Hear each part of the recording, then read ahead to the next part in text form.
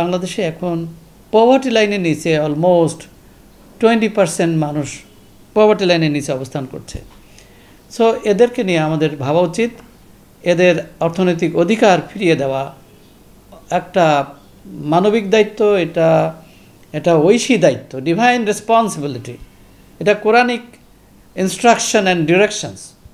So আমাদেরকে এই দায়িত্বটা পালন করা উচিত, কারণ বাংলাদেশে দারিদ্র, বাংলাদেশের মানুষকেই দায়িত্ব নিতে হবে। এদেশে যত ধনী মানুষ আছে সবার কাছ থেকে জাকাত সংগ্রহ করা হয়, এর পরিমাণ হবে বিভিন্ন পরিসংখ্যান, বিভিন্ন সার্ভেতে, বিভিন্ন গবেষণায় উঠে আসছে, এই সংখ্যাটা ভ্যারি করে। আমরা যদি বলি মিনিমাম 50,000 crore টাকা উঠতে পারে, হ্যাঁ, মোর দ্যান দিস। সো এই টাকাটা যদি পরিকল্পিতভাবে খরচ হয়, ইতস্তত বিক্ষিপ্তভাবে খরচ না করে যদি পরিকল্পিতভাবে খরচ করা হয়, তাহলে দেশের দারিদ্র বিমোচন করা সম্ভব। এটা রাষ্ট্রীয় পৃষ্ঠপোষকতাই হওয়া উচিত। তাহলে আমার মনে হয় 5 থেকে 10 বছরের ভিতরে এই দেশের দারিদ্র বিমোচন করা সম্ভব।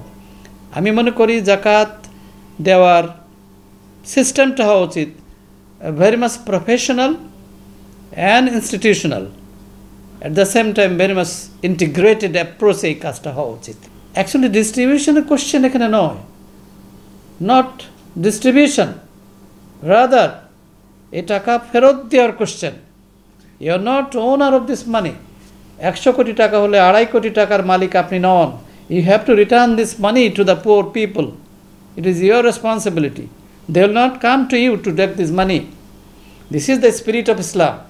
সো ওই ইতস্তত বিক্ষিপ্ত একটা শাড়ি, এটা লুঙ্গি, 1 কেজি 2 কেজি চাল এভাবে দেওয়ার কথা বলা হয়নি। এটা কমন সেন্স অ্যালাউ করে না, বিবেক অ্যালাউ করে না। কারণ তার একটা মানবিক মর্যাদা রয়েছে। তার মর্যাদা ক্ষুণ্ণ করে আপনি কিছু টাকা দিবেন, দয়া দাক্ষিণ্য দেখাবেন, এটা ইসলামের স্পিরিটের পুরোপুরি বিপরীত। এটা করা যাবে না। এটা করার থেকে বরং বিরত থাকাই ভালো।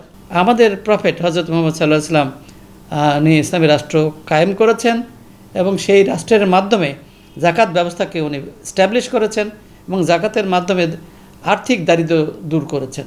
জাকাতের 8টি খাত সুস্পষ্টভাবে বলা হয়েছে। যারা অভাবী, মিসকিন, যারা আল্লাহর পথে সময় দেয়, যারা ইনকাম করতে পারে না এবং অভাবগ্রস্ত, ঋণগ্রস্ত, মুসাফির, পথিক এবং যাদের হৃদয় জয় করতে হবে এমন লোক সহ এরকম 8টি খাতের কথা বলা হয়েছে।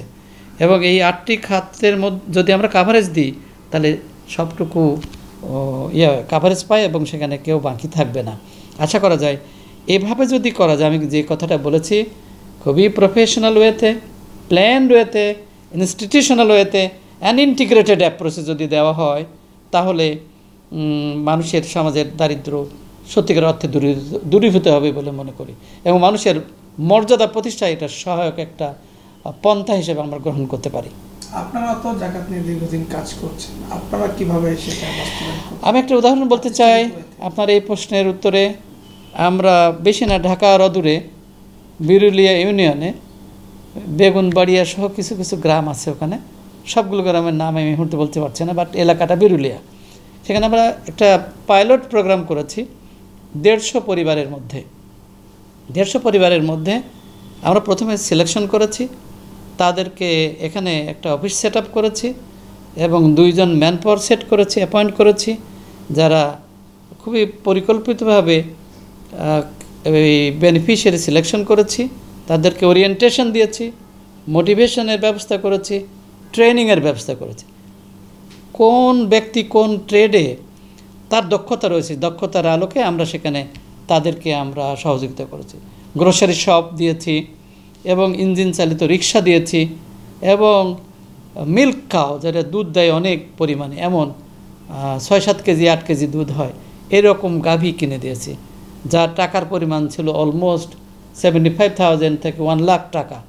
তাতে আমরা এই প্রোগ্রাম আমরা চালু করেছি, এটা সুপারভিশন মনিটরিং চালু রেখেছি অলমোস্ট 2.5 বছর। তার ফলাফল দেখা যাচ্ছে 150 ফ্যামিলির মধ্যে অলমোস্ট 120 ফ্যামিলি সেলফ রিলায়েন্ট হয়েছে। We have done it with our own hand. It is an example.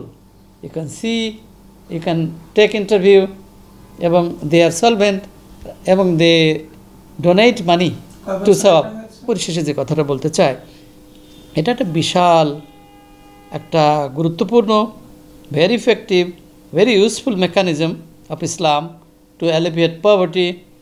এটা যদি সুন্দরভাবে করা হয় তাহলে সমাজের আর্থিক দারিদ্র্য দূরীকরণে বড় ধরনের একটা কন্ট্রিবিউশন আমরা রাখতে পারি এই জাকাতের মাধ্যমে। এই ব্যাপারে আমাদের আরও অনেক বেশি যত্নশীল হওয়া উচিত এবং এটাকে আরও গুরুত্বের সাথে নিয়ে দেশের ধনিক শ্রেণীকে অ্যাওয়ার করা। যারা ঈমান পোষণ করে অথচ ধনী মানুষ, তারা অবশ্যই জাকাত দিবে।